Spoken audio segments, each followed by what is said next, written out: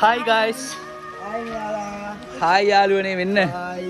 අපි වැඩ ලස්සනට මෙතන ඔන්න ඉතින් අද උදේ ඉඳන් වහිනවා යාළුවනේ. මේ හැබැයි වැස්ස කියලා අපි වැඩ නැවැත්තුවේ නෑ. මේ පැත්තේ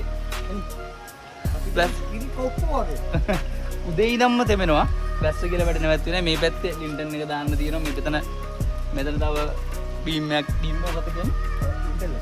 මෙතන තව ලින්ටන් එකක් යනවා. ඒ වැඩ ටික කරගත්තා. දැන් හවස 4:00යි.